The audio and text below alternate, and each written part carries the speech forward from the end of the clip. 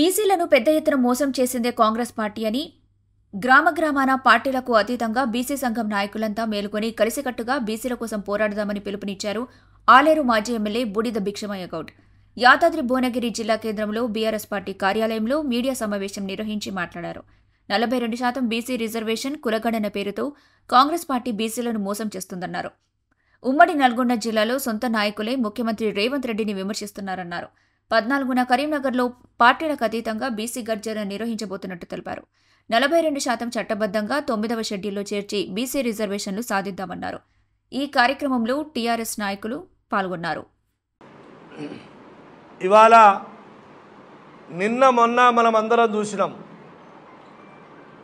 Congress party Revanth Reddy గారు 42% కామారెడ్డిలో BC declaration చేసి బీసీల ఓట్లను గంపగుత్తగా దండుకొని మోసం చేసిన వైనం ఇవాళ అవుపడతా ఉంది.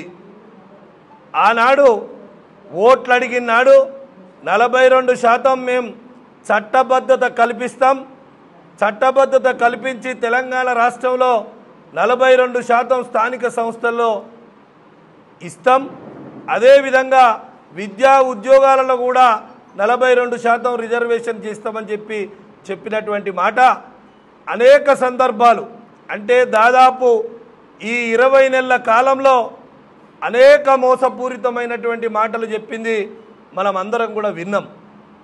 కులగణన అన్నాడు, కులగణనలో కూడా అనేక తప్పుల తడక, అసలు మన ఇళ్లకి ఎవరికి సర్వేకే రాలేదు. అయినప్పటికీ అంటే మొదటి నుండి కూడా మోసం చేయాలనే ఒక ఆలోచనతోని రేవంత్ రెడ్డి మరి బీసీలను మోసం చేసే ఆలోచన చేస్తూ ఉన్నాడు. అదేవిధంగా మళ్ళా కొద్ది రోజుల తర్వాత నేను జీవో ఇస్తున్నా అన్నాడు, తర్వాత ఆర్డినెన్స్ ద్వారా తెస్తున్నా అన్నాడు, రాష్ట్రపతికి పంపినామన్నారు, తర్వాత గవర్నర్కి ఇచ్చినామన్నారు.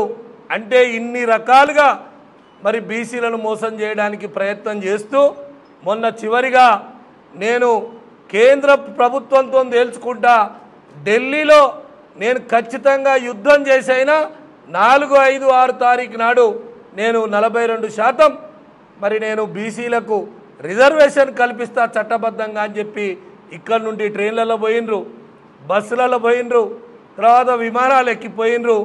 మరి పోయి అక్కడ చేసింది ఏందా అంటే 4వ తారీఖు అయిపోయింది, 5వ తారీఖు అయిపోయింది, 6వ తారీఖు అయిపోయింది. వాళ్ళు చేసిండ్రు, హోటళ్ళల్లో ఉన్నారు, ఆడికొచ్చి మరి అక్కడ ఉన్నటువంటి ధర్నా డ్రామా ఆడిర్రు.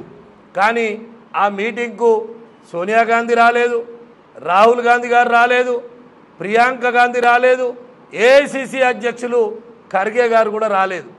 అంటే మోసం చేసినట్టుగా అవుపడతా ఉందా అవుపడతలేదా అనేది ప్రజలందరూ కూడా గమనిస్తూ ఉన్నారు.